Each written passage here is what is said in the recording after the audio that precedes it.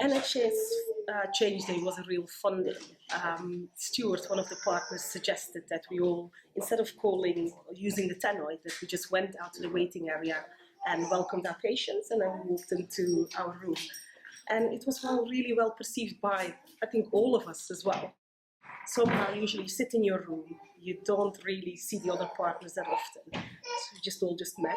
And then we welcomed the patients and they really liked it. It was just more a personal approach. So it's well perceived. The second pledge was to set up a comments box and to sort of start looking at ways we can really appreciate patient views and incorporate them into everything we do, and think more about patient experience more generally. So that kind of triggered a whole other selection of things that we did for following Change Day.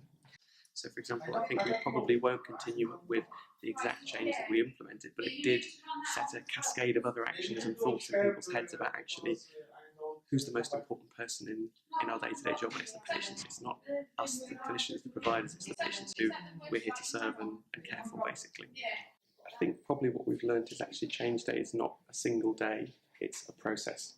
The reason that we almost fell in love with NHS Change Day was because there was an opportunity for us to really make a difference on an individual and a collective basis. And a number of us who've come into the organisation realised just how great some of our staff are and how hard they've been working to try to make things better.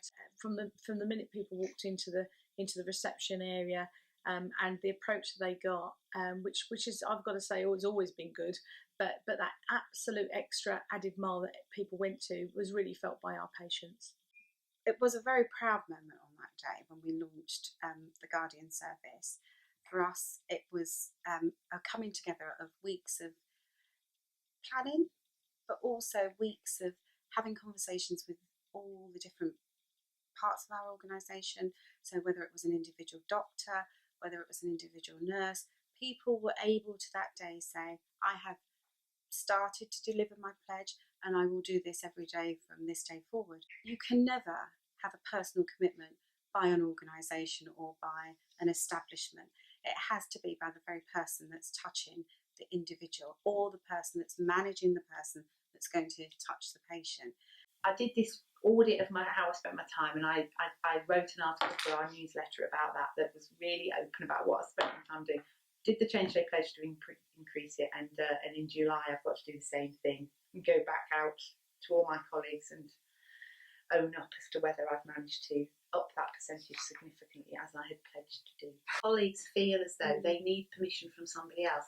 I don't know where that comes from. There are different ways to get people to do things, and this sort of bottom-up movement seems to capture people's enthusiasm, and it chimes with why they're here doing the job that they're doing much more than today we are starting Programme Management Office Transformation Project 21. I mean, a lot of the time, the only support they need is permission.